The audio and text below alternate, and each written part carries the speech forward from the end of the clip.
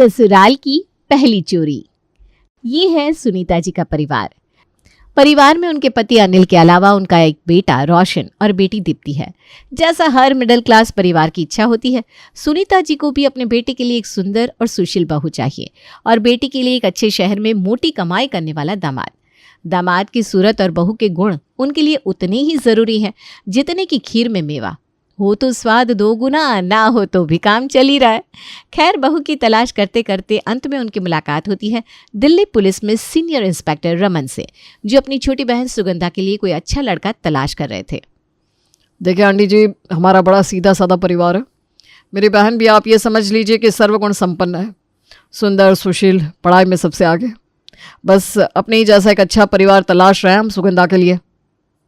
सुन रही हो माँ, पुलिस वाला और वो भी ईमानदार। तुम्हारी हंसी नहीं छूट रही है क्या ये बात सुनकर? ऐसे बात नहीं करते। पुलिस वालों के यहाँ रिश्ता होगा तो हमारे लिए अच्छा ही है ना। कल को कोई ऊंच नीच होगी तो हम भी ठसक से कह सकेंगे कि पुलिस वालों में उठना बैठना है हमारा। अरे बेटा, ये पॉलिटिशियन और पुलिस वाले, इनकी दोस्ती और रिश्तेदारी काम ही आती है। जैसा कि इंस्पेक्टर रमन ने बताया था, उनकी बहन सुगंधा दिल्ली यूनिवर्सिटी में पोस्ट ग्रेजुएट थी। दिखने में खूबसूरत तो थी ही, बातचीत करने में भी काफ़ी सुलझी हुई नजर आ रही थी। दोनों परिवारों के विचार मिलते हैं और इस तरह सुगंधा दुल्हन बनकर सुनीता के घर आ जाती है। शादी को भी चंद ही दिन बीते थे कि सुनीता के जेठ उनके घर आते हैं। प्रणाम भाई साहब, कैसे हैं आप? जेठानी जी और बाकी लोग कैसे हैं? सुनीता, सब लोग कुशल मंगल है। मैं आज खास काम से आया था। मेरा मित्र है ना पुरुषोत्तम, वो अपने बेटे के लिए हमारी दीप्ति के बारे में पूछ रहा था। मैंने उससे कहा कि छोटे भाई साहब और सुनीता से बात करके ही कुछ जवाब दे पाऊंगा, बस इसीलिए बात करने के लिए यहाँ पर चला आया। वैसे तो सुनीता अपनी बेटी के लिए एक अच्छा लड़का ढूंढ ही रही थी, लेकिन इससे पहले कि वो जेठ जी को रिश्ते के लिए कुछ जवाब देती, अचानक ही दीप्ति अपनी माँ के पास आती है।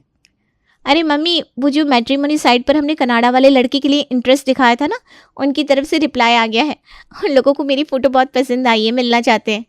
जैसे ही सुनीता के कानों में NRI लड़के की बात पड़ती है, वो तो फूल के कुप्पा हो जाती है। अरे भाई साहब, ऐसा है ना कि दीप्ति की बात कई जगह चल रही थी। एक बार वहाँ से कुछ जवाब आ जाए तो उसके बाद पुरुषोत्तम भाई साहब से भी मिल लेंगे। तब तक के लिए आप उनको थोड़ा होल्ड पर रखिए। आप समझ रहे ना, एक साथ इतने सारे लोगों से बातचीत करना भी कोई अच्छी बात नहीं है। सुनीता का जवाब सुनकर उसके जेठ जी उल्टे पांव वापस लौट जाते हैं।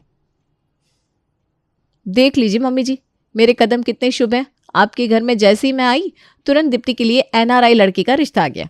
दीप्ति, अब तो तुम कनाडा जाकर राज करोगी। राज, हमें भूल नहीं जाओगी ना वहाँ जाने के बाद?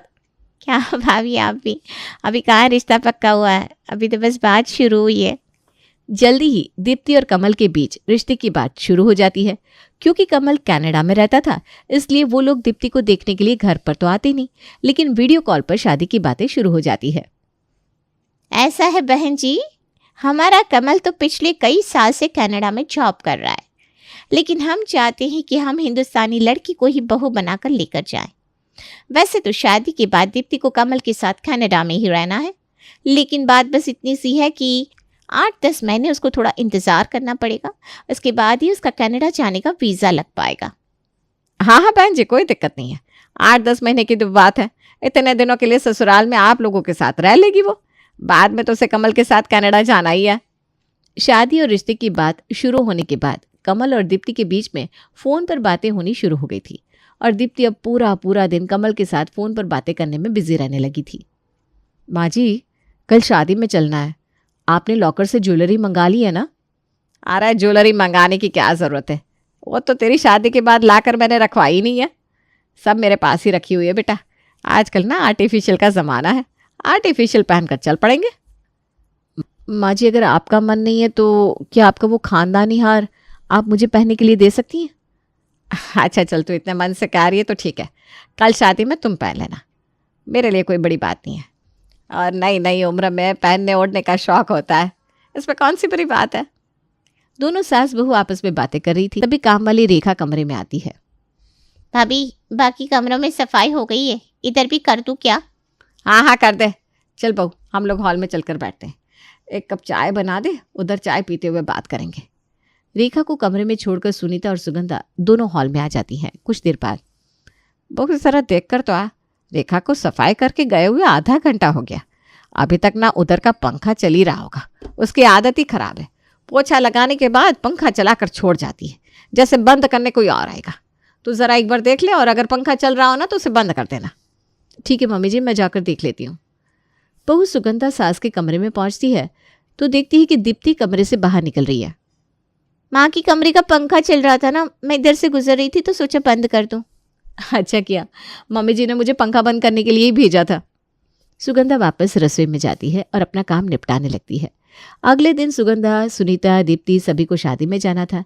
सब शादी में जाने के लिए तैयार हो ही रहे थे, तभी सास सुनीता के चिल्लाने की आवाज़ सुनाई देती है, जिसे सुनकर दीप्ति और सुगंधा सुनीता के कमरे में पहुंचते हैं। क्या हो गया मम्मी, क्यों हाय तौबा मचा रही हो? ए राम, मैं लुट गई, बर्बाद हो गई, अरे अनर्थ हो गया भाई। माँ जी क्या हुआ है, साफ साफ बताइए ना। आपकी बातें सुनकर हमें भी डर लग रहा है। आप ऐसी अशुभ बातें क्यों करी हैं? अरे बहू, जिस हार के बारे में कल मैं तुझे बता रही थी, आज वो मेरी अलमारी से गायब हो गया है। सास के मुंह से लाखों रुपए के हार के गायब हो जाने की बात सुनकर दीप्ति और सुगंधा दोनों के चेहरे सफेद पड़ गए थे। माँ जी ऐसे कैसे आपके कमरे से हार गायब हो जाएगा? आप अच्छे से देखिए ना, कहीं रखकर भूल तो नहीं गई आप? अरे बहू, कैसी बेतुकी बात कर रही हो भाई तुम?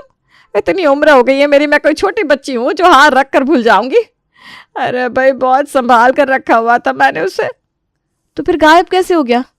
माँ जी आप अपने दिमाग पर जोर डालिए। आपने आखिरी बार अपना हार कब देखा था? अरे कब क्या देखा था, परसों ही तो देखा था मैंने। फिर कल तूने हार मांगा मुझसे और आज ये कांड हो गया। माँ जी आपके कमरे में अलमारी के अंदर ज्वेलरी रखी है, ये बात और कौन कौन जानता था?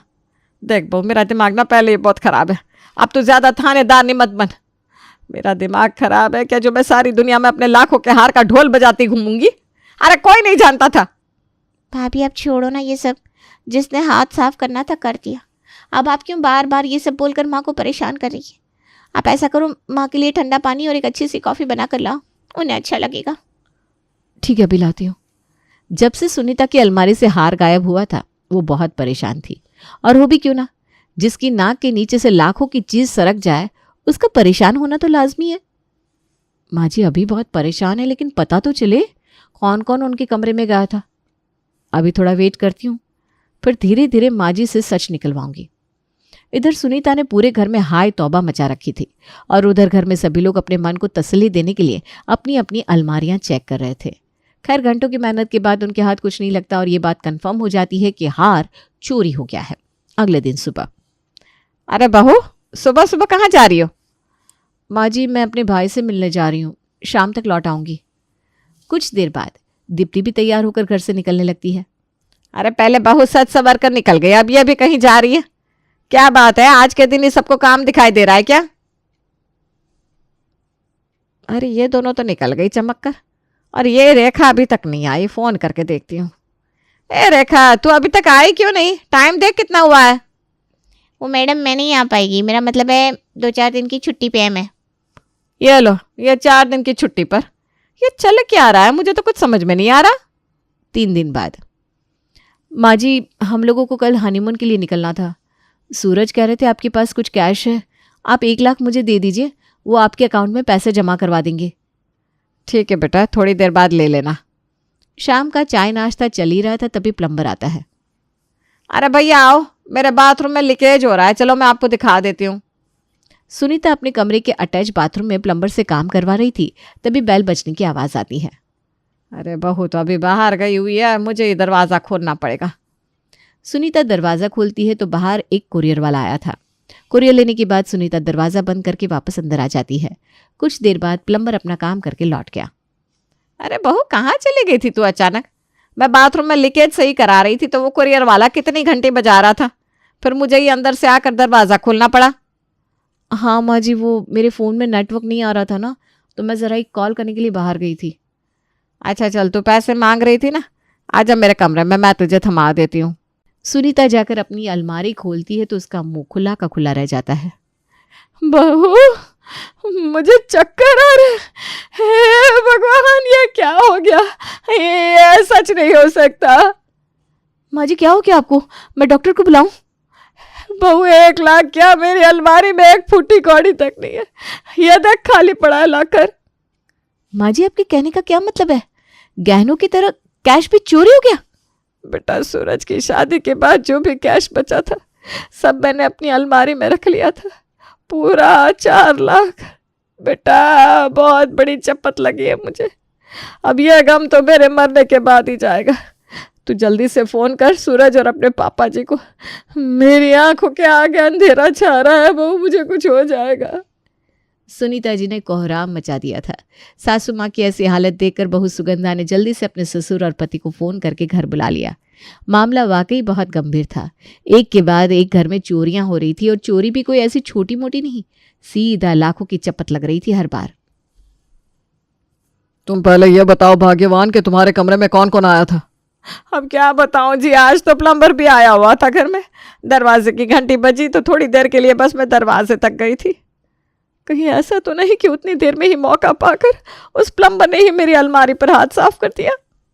मम्मी एक बात बताओ, प्लम्बर तो आज ही आया है ना, लेकिन जब आपका वो हार चोरी हुआ तब तो प्लम्बर नहीं आया था। ये बात भी बिल्कुल ठीक है बेटा। याद आया उस दिन जब मैं और बहू गहनों के बारे में बात कर रहे थे ना, तो वो रेखा आ गई थी कमरे में, और फिर उसने सफाई करने के बहाने से हम सबको कमरे से बाहर निकाल दिया था।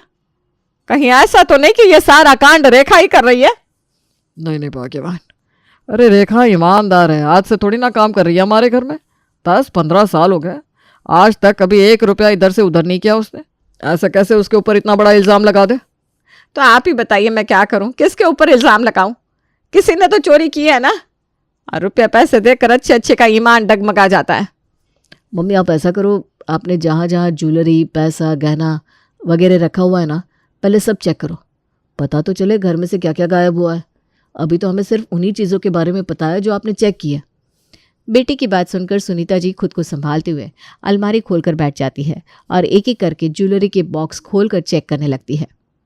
तो बिल्कुल ठीक कह रहा है बेटा, ये देख पूरे 10 तोले की चांदी की तगड़ी थी इसमें। अरे बहू तुझे याद है ना, उस दिन तू बुआ जी के यहाँ खाने पर जा रही थी, तब मैंने तुझे पहनने के लिए भी दी थी। बस वो आखिरी दिन था जब मैंने उसे देखा था। उसके बाद आज ये बॉक्स खोला है और देखो यहाँ तो बस खाली बक्सा रखा हुआ है। बस माँ जी बहुत हो गया, मैं तो कहती हूँ अब घर में बैठकर रोने से कुछ नहीं होगा।